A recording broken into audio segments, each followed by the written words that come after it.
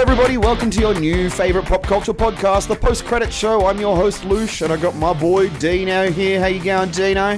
Very good, very keen, very ready. Mate, everyone's going to think that your name is Dino, D-I-N-O, because it's all I call you, eh? Well, I'm living in Melbourne, so I actually had a joke with someone the other day that I might change my name to Dino, because the Greek contingent that lives here. Hey, Dino. Exactly. Forget about it. And I owned a pizza store at one point, so... Oh, bless. Dino, today we are going to... Do you know what we're going to do today? Please, enlighten me. My top 10.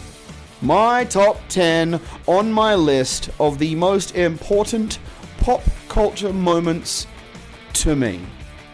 Pretty sure that everybody would agree with most of them. If you don't, fight me. Wait, look. You've put the challenge out there, mate. I think some people will agree with a lot. I agree with... I think we did the first one, right? So we did the first 10. And there was quite a few in there that I agree with. I think you're on the point, or on the money with a lot of them. Yeah, look... They don't call me money bags for nothing. They don't. Anyway. They don't call you money bags. Yeah, well, fuck off. Hopefully this podcast makes me that. It gets me there, baby. Alrighty. Number 10.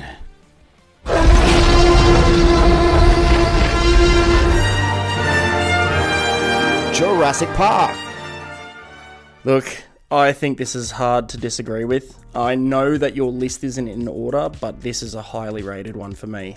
Definitely highly rated. There are still very much moments. It was the same weekend that my great aunt and uncle took me to go and see The Phantom of the Opera. It was for my 13th birthday, I think it was. The same weekend we went and saw Phantom of the Opera, and then the next day we went and saw Jurassic Park at Miranda Westfields in Cronulla, up the Sharks. Yeah, look, it sticks out in my mind very vividly because there were so many cinematic moments in this film that just, they live on today. You know, like this movie is over 25 years old and it still very much holds up today. I think it's a little bit older, but with Jurassic Park, that movie made me want to become a paleontologist. Like, I remember going to the sand pit at school, whilst everyone else is mucking around in the bunkie bars and all that other business. I was there with a brush, brushing the sand in the sand pit at school. There's something about these movies, and not just that, like, for scary movies, I'm not a big horror movie fan at all. Cannot get into them, do not like them. I can't do it. But Jurassic Park, there was something different. Yeah, look, Jurassic Park certainly made me want to research bones as well. And then it turned out to be gay. So, but honestly, there are moments in Jurassic Park that will live forever in the zeitgeist of popular culture. You know, like that moment where the cup of water on the dashboard of the car shakes and you start to understand that, oh my God, we're about to see the T-Rex finally. You know, they've spoken about it, they've telegraphed it, but here it comes. Yeah. You know, the accountant being eaten off the toilet. My God. Like... I remember going to school and people going, oh my God, did you see the moment where the guy got eaten while he was doing a poo? Like, that's what we were talking about when we were 13, 14 years old, you know? Like, weird things you did when you were shitting.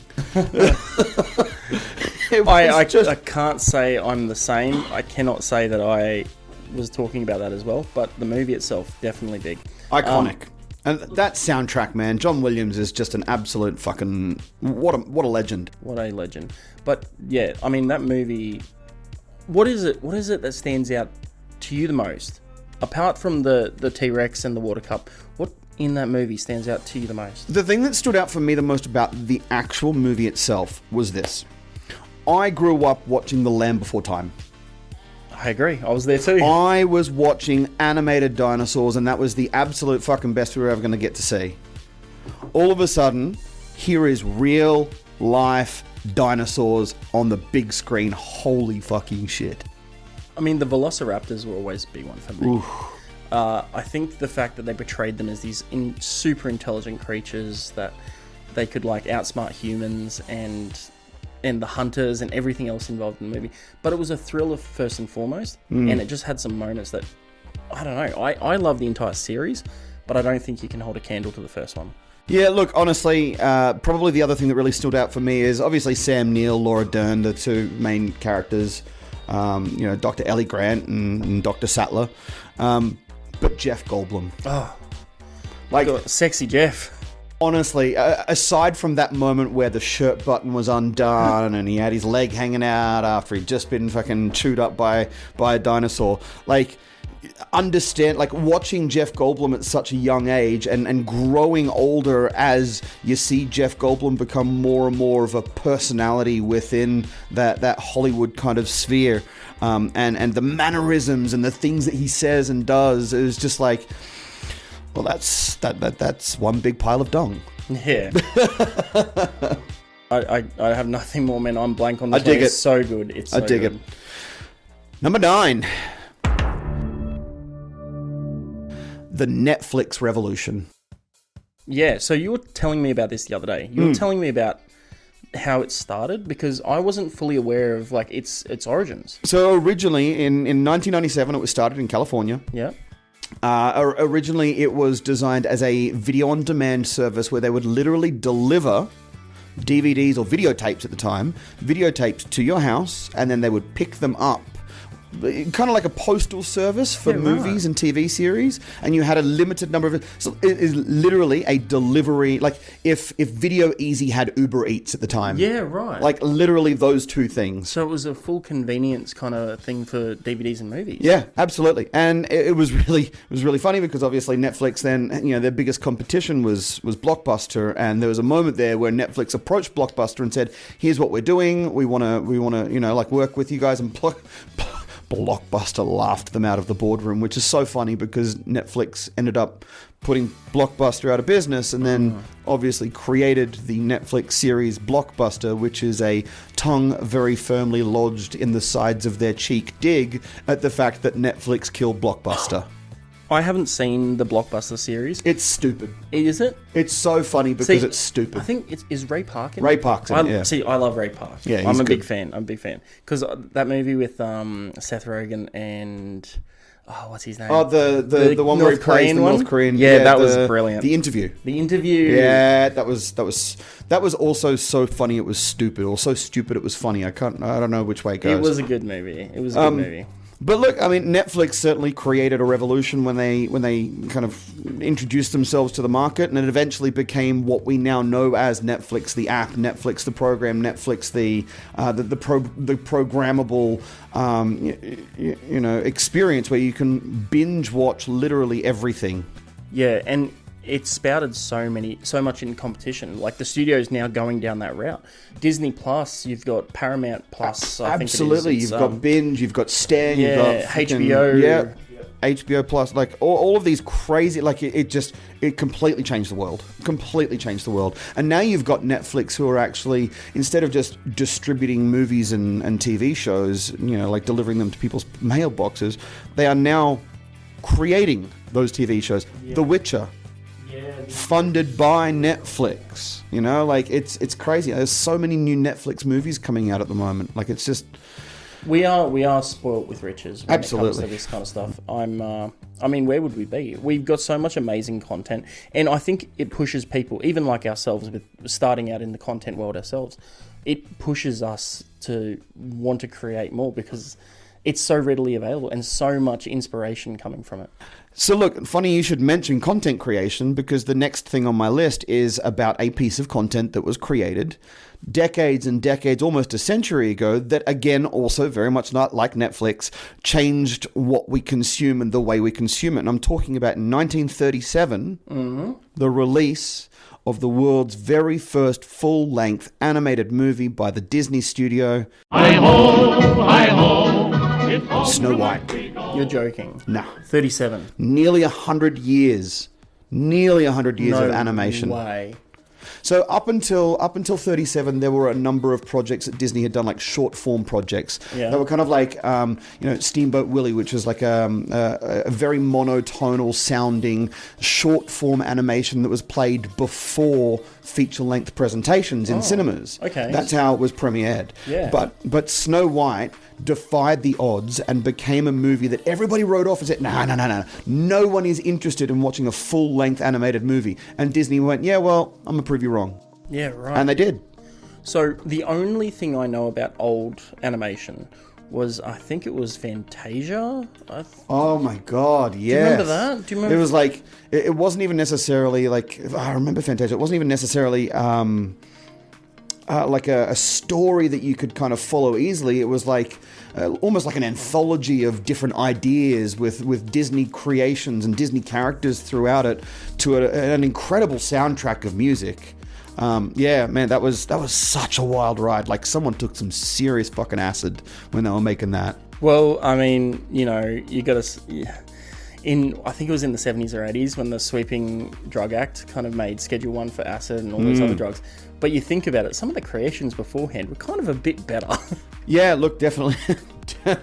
Yeah, wow. I just agreed with your justification for hard drug use. Fantastic. I'll get you there. Moving on to the next one. This one is a little bit somber. This one definitely shocked the world, and I still don't think to this day that we have really come to terms with it. And it was in 2008 when it was announced that just before the release of the Dark Knight trilogy, the Dark Knight Returns, wasn't it? It was the Dark Knight, the second one, yeah. The sudden, untimely death of the great Heath Ledger. This hit home, I think, more for us as Australians, because we're always proud of our exports. Absolutely. I mean, in Australia, we have a tall poppy syndrome when it comes to content creation and people trying to do something different. We're a very workaholic type culture. But when you see Heath Ledger and you see him in the movies he's done, I mean, he was my favourite. Yeah. It stung. It stung getting that news. Yeah, look, I think the thing about Heath Ledger is, you know, like there's a lot of people that talk about, oh, you know, like Australia has this big crop of amazing actors, you know, like your Nicole Kidmans, your Russell Crowes, your Sam Neils. Every single person I just mentioned is a Kiwi. I know. I was just about to make that same comment. Heath Ledger was ours. Yeah, he was. Born in Perth, Western Australia, spent his time growing up in the beaches, and just blossomed into this incredible actor who, you know, everything he touched turned to gold. He was very, you know, good, like man. I've Brokeback Mountain, A Knight's Tale, you know, like there's so many movies that he was in, but like the Imaginarium of Dr. Parnassus was phenomenal, and he died while they were filming it. I like that movie. It was such a good movie. I really liked that movie. But and I think the history of knowing he passed when that movie was being filmed, it added something to it. And then and also like the actors that came together for it, like big name actors came in to fill the role, and how they changed the script to kind of make it work. But it was incredible. It was an incredible movie, and it was a beautiful homage to Heath Ledger as well. For Heath, I think my two favourite movies outside The Dark Knight, because The Dark Knight is one of my favourite movies of all time. Easy. But for Heath Ledger, the two movies that stuck out for me were Knight's Tale. Yep. Was such a big one. And also 10 Things I Hate About You. Oh, I loved that movie. He was so cute in that movie. Like, he was just such a bad boy. There was a scene where the teacher's writing You're just too good to be true. There is a scene where the teacher's writing I think a script for a porno in the movie, and she turns around and she's trying to brainstorm other words for penis, and he comes in and he was like kind of overhearing but talking to someone else, and as he walks out he goes, "Bratwurst." I remember that. I remember the look on his face. Yep. Man, look, honestly, really, really sad announcement. Really, like, I think what it was about Heath Ledger in that moment in his career was that for all of the things that he'd done, they were quite jovial, they were quite happy. You know, there was a love story in there. There was some really interesting things. The Joker was, like, that role for that movie, it was so dark and it was so different to everything Heath Ledger had done, which obviously is the reason why he won the best actor, wasn't it? Best supporting actor. Best supporting actor posthumously, Oscar. Yeah, the posthumous Oscar for Best Supporting Actor in a Movie. I mean, to be honest with you, I would put him as the main actor and Christian Bale as the supporting actor, because he absolutely stole that movie. Yeah, and it's so weird that after what happened, and then you see the movie, and you see this dark movie, and then you see how people talk about the places he went to for that movie, and everyone makes up. And you talk about those ideas things of what happened. Absolutely, you talk about those things after he's died, and it's like, fuck. But yeah, the biggest one, I think, I absorbed a lot of content on the movie because, again, Dark Knight, big movie for me. But I absorbed a lot of content like conversations or interviews with Christopher Nolan after the movie was released and all that kind of stuff, and talking about Heath. He said that they were so on the same page with what he brought, like, because it was such a different take. When you think before the Joker, and how many people have mimicked and imitated the Joker over the years. Yeah. Before the Joker, we had this Jack Nicholson, who was also a phenomenal Joker. But very different.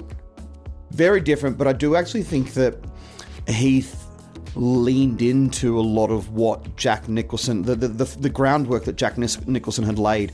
I think if that Batman 89 movie was made today, the Joker that Jack Nicholson would be much closely aligned to the Joker that Heath Ledger played in The Dark Knight. Yeah, I agree, mate. I 100% agree on you.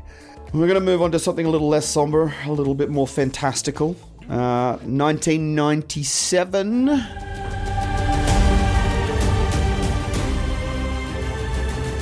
The very, very first Harry Potter book is released. Oh my god. 1997. It feels like it was so much longer. Because, like, seriously, I'm starting to feel old doing this list. Harry Potter. The crazy thing about Harry Potter is that 1997 it came out, 14th of November 2001 was the movie. Like, it hadn't even really had the opportunity to sit in the marketplace for long enough to gain what would eventually become its peak fandom before they started making movies of this thing. Like, that's crazy. Like, that is some incredibly brave but incredibly tuned in executives at Warner Brothers who made the decision to pick up J.K. Rowling's books and turn them into something so incredible. I think the sales on the book spoke for themselves. Like, that thing was intensely popular. I remember my own, like, we had in, I forget what year it was at work, but we even had, my school teacher was reading them to us. Yeah, wow. I can't say that 1997, I would have been just finishing up year 10, heading into year 11 and 12, so at that point, no one was reading books to me. They were just throwing books at us going, here you go, read this. Do an assignment on it. Write 1,000 words. Man, what I didn't realize about writing 1,000 words was how little that would become over time.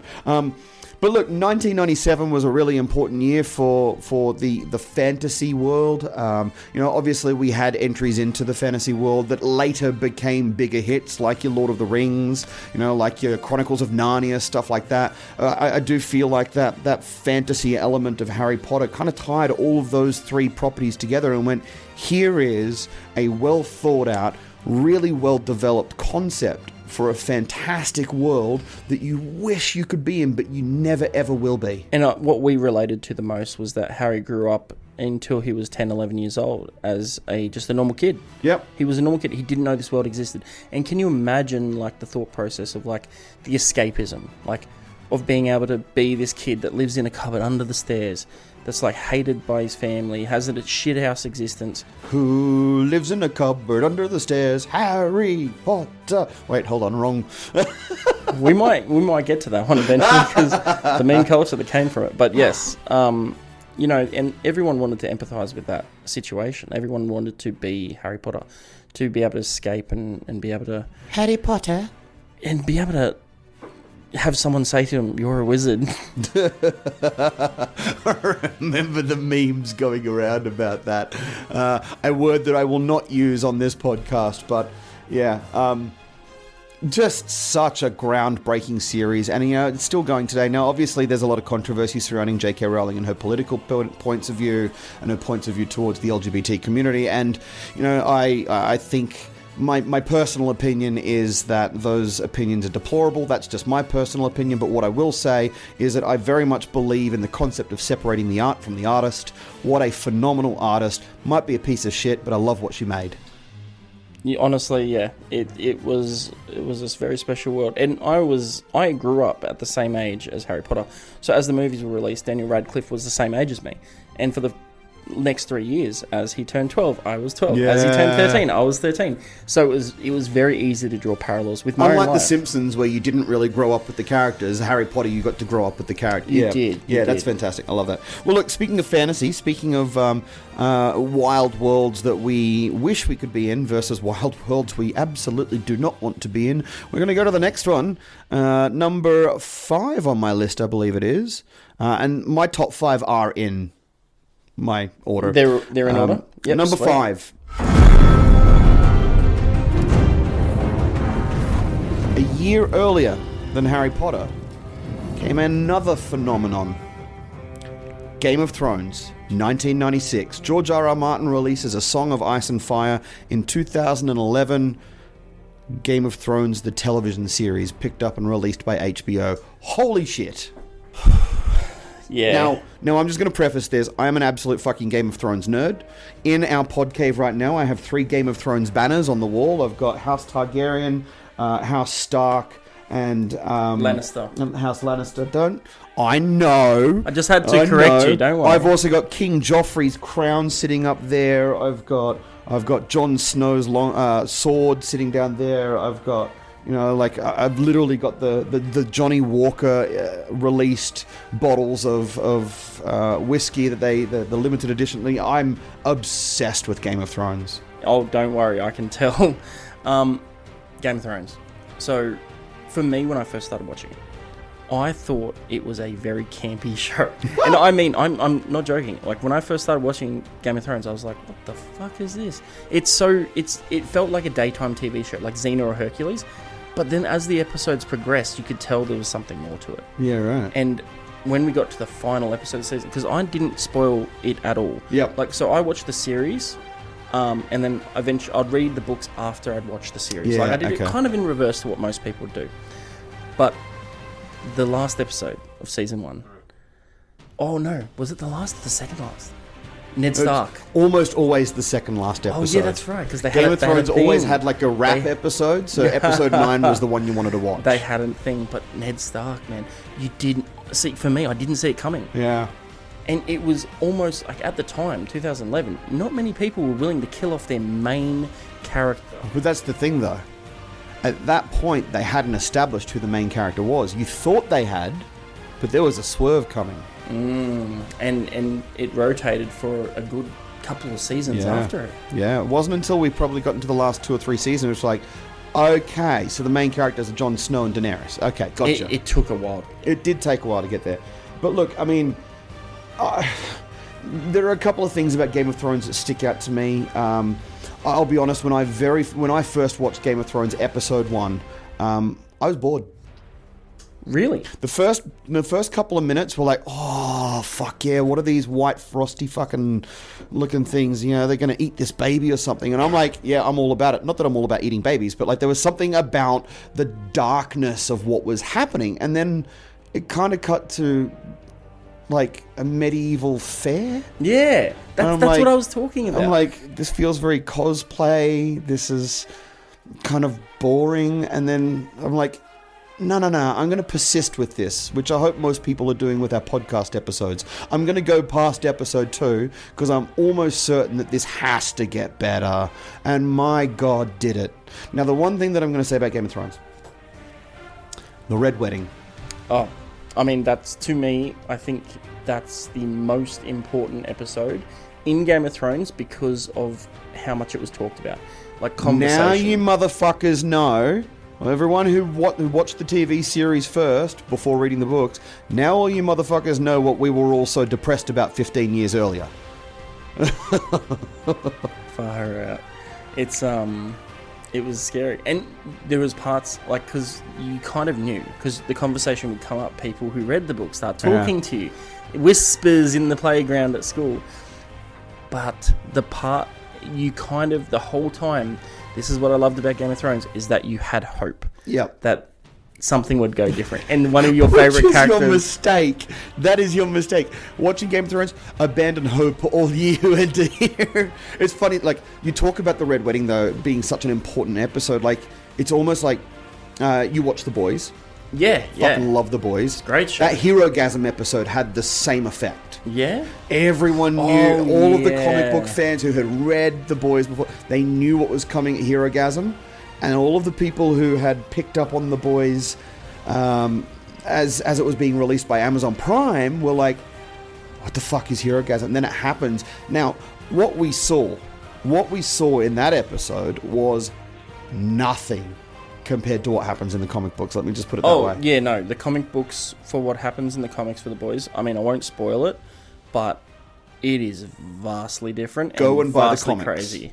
Go and buy the comics. Trust us on this. Probably don't read it on a train, though. So, Game of Thrones, we're going to move from Westeros, and we're going to move back to the land of Hollywood. We're sticking in the 90s, because apparently being an 80s baby means everything in the 90s matters more to you. It certainly does. 1996, the revival of Robert Downey Jr., former heroin fiend, coke addict, and holder of a fancy Magnum, sent to rehab. His entire world completely turned upside down. The next thing we know, it is 2008, and he is Iron Man. Holy shit! The last words spoken at the end of that movie, I am Iron Man. We didn't even realize it felt so symbolic of Robert Downey Jr.'s journey, didn't it? We didn't even realize how much he was Iron Man. Like, when we think of perfect actors for perfect roles, Neither character has been cast perfecter. yeah, I think More perfectly. doesn't matter. Perfecter. Yeah, come from Frankston. But look, fucking Robert Downey Jr. is one of the most incredible actors of our age. It makes absolute sense that he's also one of the most successful actors of our age. What an absolute masterpiece he created with the Marvel Cinematic Universe. I'm absolutely in love with the man. Like, I'd love to have a coffee with him, Robert, if you're listening. I live in Melbourne, so let me know, and I'll just let me know. If you need a cleaner. Who wears nothing. But look, what he created with Iron Man, and Kevin Feige, the president of Marvel Studios, has come out and very clearly said that Robert Downey Jr. was the Marvel Cinematic Universe. Those first couple of phases, he is the back that they built the Marvel Studios on. Just iconic. And I think the other movies, like Iron Man 2 and 3, afterwards, the Avenger movies he was in, everything, Civil War, like, they stand up more and more nowadays. Like, I think they stand up much more than they were previously. Iron Man 3, a lot of people, they were kind of like, what the hell is going on here? Like, it was a bit different.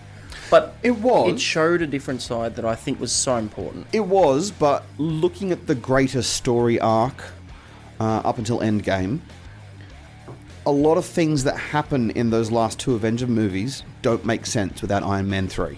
Yeah. I agree. 100% agree. Now, I've had some discussions about this particular point with some friends, and people have said to me, you really think, what about Captain America? I'm like, yeah, look, Captain America's Captain America, whatever. The reason why I stand firm on the fact that Iron Man is the most important person in that franchise at that time? Why is that? Is the feeling that everyone walked out of the cinemas with after Endgame. I'm getting exhausted just thinking about it. That movie was emotionally... It was emotional torture. It was such a... It was a love letter to Marvel fans. Like, there was so much fan service in that movie. And for Iron Man to close out that saga... With the snap. The way he started it, like... Yeah, honestly, there's no better cinema in my opinion. I think the only scene in recent cinematic history that speaks to me more than watching Spider-Man disappear into dust in Doctor Strange's arm is Tony Stark, Iron Man dying. Yeah.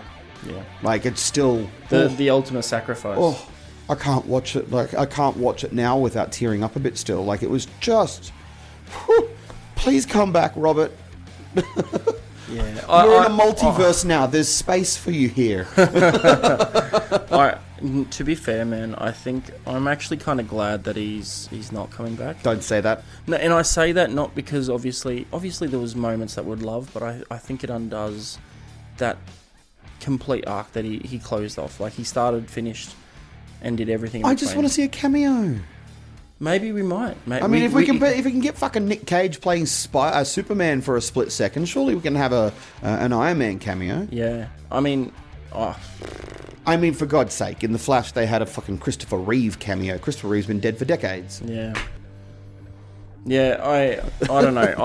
I hear what you're saying. Maybe a small part like that, but I think Iron Man being the role he took, that whole saga, I think where he ended it, I think that was the best part. It is time, Dino. Top 3? For our top 3. Top 3. The top 3 most important pop culture moments. Number 3. The invent of social media. Where would we be right now without MySpace or ICQ or AOL? Facebook. Or MSN Messenger. MSN Messenger. Where would we be right now? It has allowed... I tell you where we could be without Twitter. It could be a happier fucking world, let me tell you. Sorry, X. Don't get me down that path. Have you noticed? I don't know if you don't use Twitter, I know that, but just a funny thing, like, I had Twitter on my phone and then I had to take it off my phone because it looked like a porn app now because it's a big X and the black... Anyway, you were saying...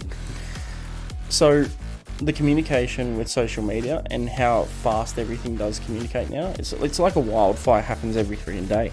But it's the meme culture and everything and how messages translate through movies, how we see parts of movies so much quicker, how we see like fan theories, fan services on movies. Like, it expands the universes that are created as cinematic, and then it allows us to comment at it as a whole, as a culture. Look, I think obviously, like, there's no questions here. Like, at the end of the day, without social media, we're not doing a podcast. Yeah, I agree. Without social media, things like YouTube don't exist. Without social media, a lot of the things that we now take for granted, like the little computer that you hold in your hand, you walk around with, it's more technologically advanced than the computer that took man to the moon in the 60s.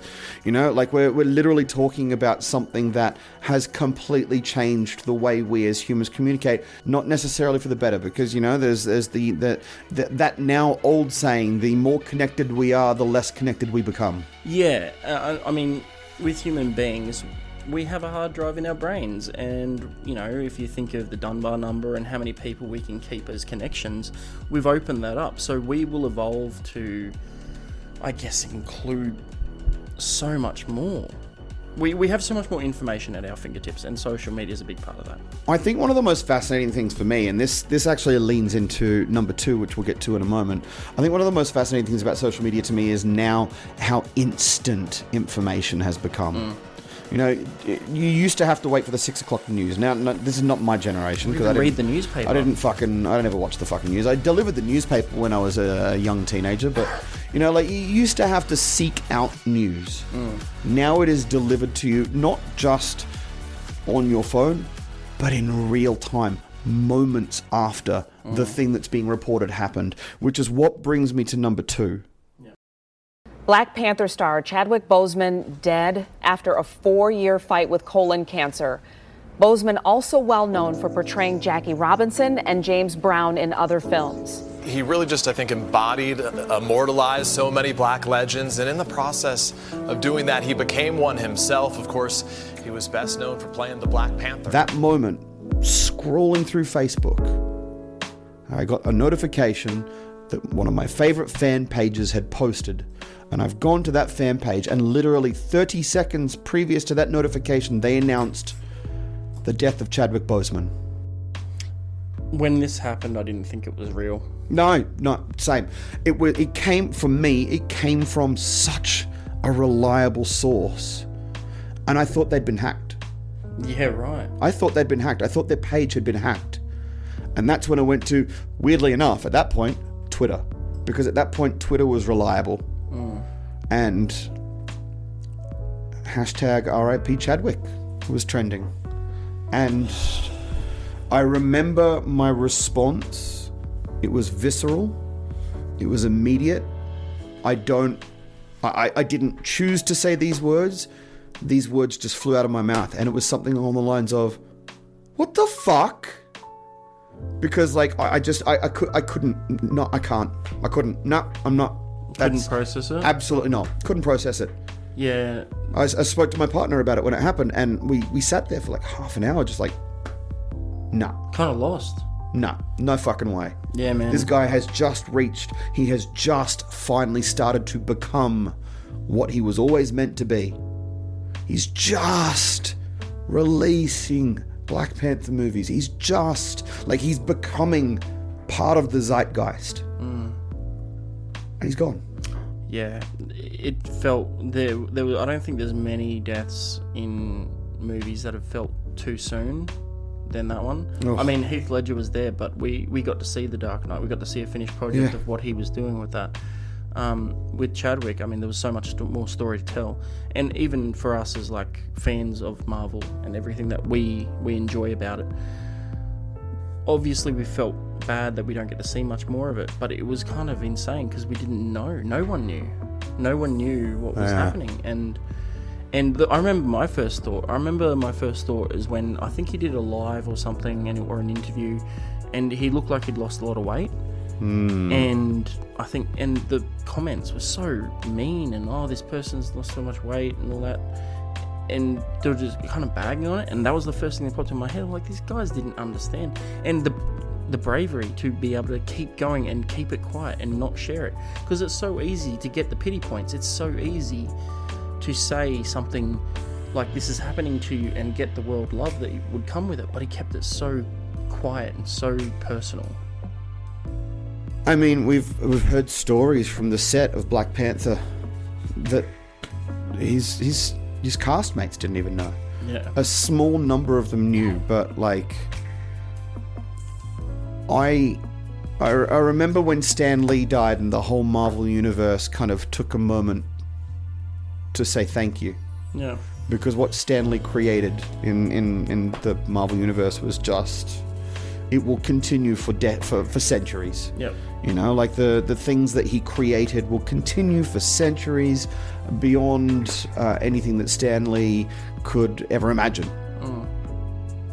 Chadwick never got that chance.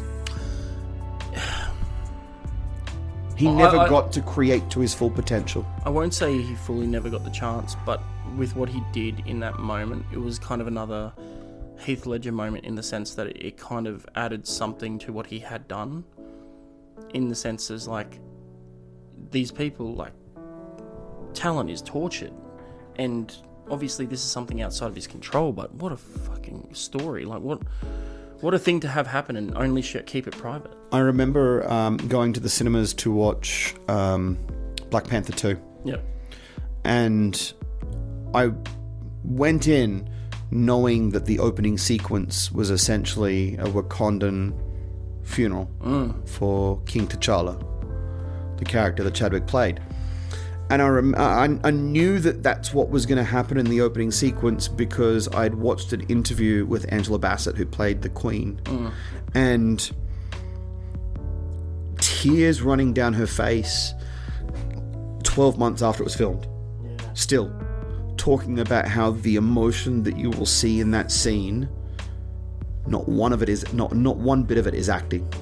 That is pure, raw emotion. This is what this man meant to every single person, from the cameramen to the grip, to the director, to the actors on screen. They were all in tears filming that sequence. Yeah. Just absolutely heartbreaking. Chadwick, we miss you. Wakanda forever! Which brings me to number 1. Are you ready to fight me? Oh, Are you ready to motherfucking fight me? Do you remember? Depends what your number 1 is. What do you got? My number 1 most important pop culture moment. 1977.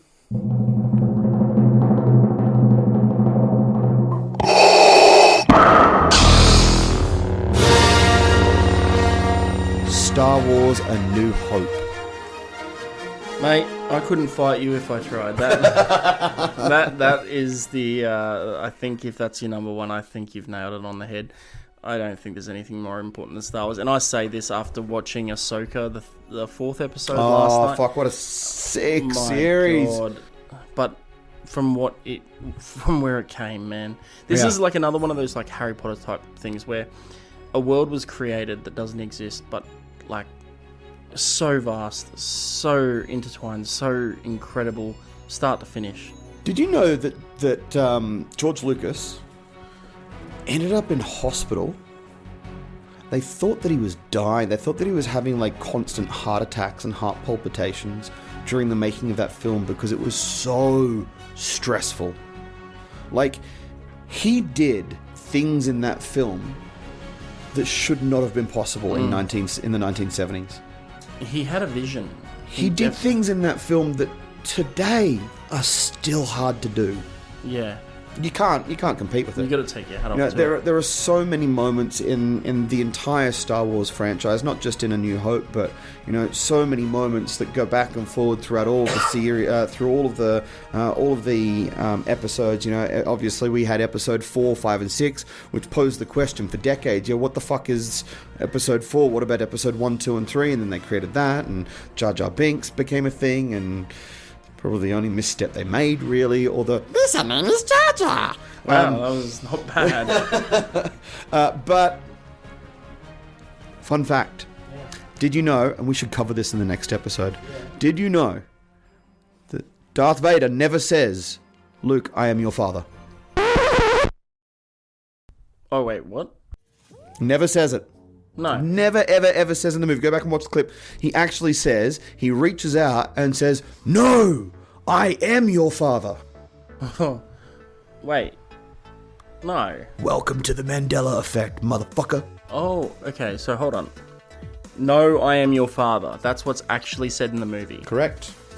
Why do I remember it as Luke, I am your father?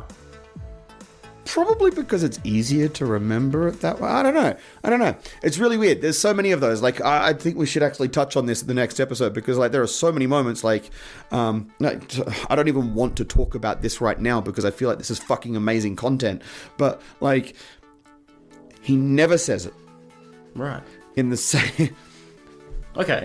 There's so much. I'm gonna have to go watch so that. many of them that are popping up in my head now. Like, hello, Clarice. Never says it. Wow. Okay. Well, I can't remember watching Silence of the Lambs because I know it's from that, but it's too scary a movie for me. Oh, yeah, way too scary movie. I can't watch scary movies, mate. But Star Wars I can watch, and I can watch it. Scary movies. He's seen a mirror recently. Oh my god! Shots fired. I'm a prick. But I can watch Star Wars over and over again, and the old ones hold up just as much as the new ones. I think you've nailed it. Who shot first? Greedo. Agreed. Greedo, was it? Yep. I don't know. I'm going to have to watch it now after the Luke, I am your father business.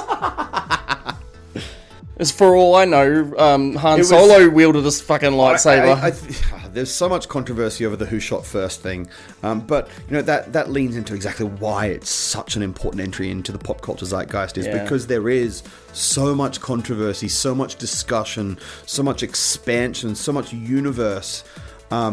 Like in Ahsoka, for example, we've just found out, George Lucas's number one rule was broken in Ahsoka. Did you know that? What was his number one rule was Star Wars is based in this galaxy. Right. Ahsoka has just introduced a brand new galaxy. And that's all we're going to say about it. You need to go watch it. Yeah, I don't know. See, I'll give a quick second on it. I like it. It adds a sense of mystery to it. I'm not saying I don't like it. No. I fucking love it. Absolutely love it. Yeah, I do too. I think there's a sense of mystery about the first few episodes about what's happening there. I don't know. Ahsoka's pretty freaking good. Rose Dawson's amazing, man. Then again, you look at all the other Disney Plus series. Mandalorian, the Book of Boba Fett. They're all great. All great. Grogu is like... Grogu now, and this is so funny, like... People are losing their mind over Grogu, which they rightfully should.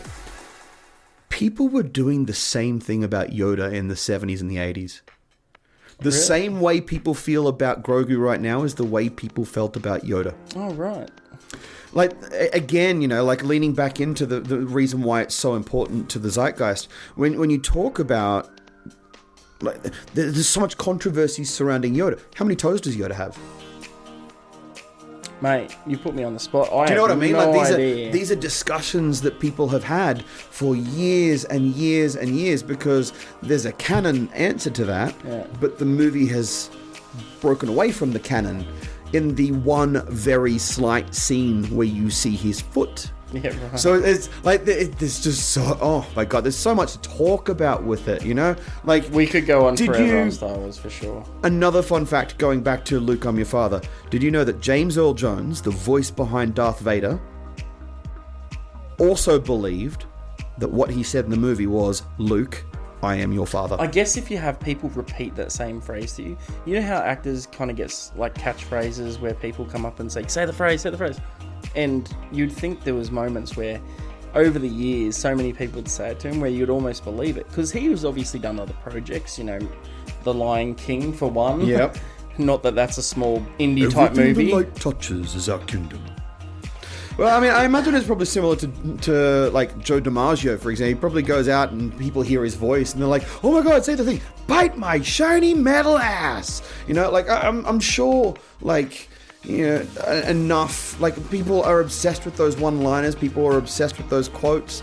But it's just really fascinating to me that the pop culture machine, if you will, has even got the original voice questioning what he said back in the early 70s. So, yeah, it's fun. Dude, Star Wars is fun start to finish. There's so much to talk about. So much. And I think we should touch on Star Wars as a thing on its own, to be honest. Absolutely. I think there's so much you could go through. Maybe just fun facts or even fan theories, fan stories. Yep. I mean, the universe is so much wider than everyone expects. Yeah, absolutely. I love it. I love it. All right, Dino. I think that's pretty much it for us today. Any questions, class? No, man, look, I think you nailed it on the head, especially with the last one. And there's so many moments that stood out to me as well. I think out of your top 10, I think I agree with, like, Heath Ledger was a big one for me. As an Australian growing up, so much there. Star Wars, obviously a big one. Harry Potter, huge for me. And an Iron Man, Marvel, Cinematic Universe. Absolutely. So yeah, no, I agree with your list, mate. I'll fight on your behalf as well. Round 1, fight! Alright, buddy. Alright, champions, take it easy, lemon squeezies, and we will see you next week where we're going to talk about... What are we going to talk about? I reckon we're going to talk about the Mandela effect. I think that was a good one. I think we can touch on that. I think there's so many things that people remember incorrectly. And you all are going to come back next week expecting us to talk about the Mandela effect, and we're going to talk about something completely different. Peace! So here's...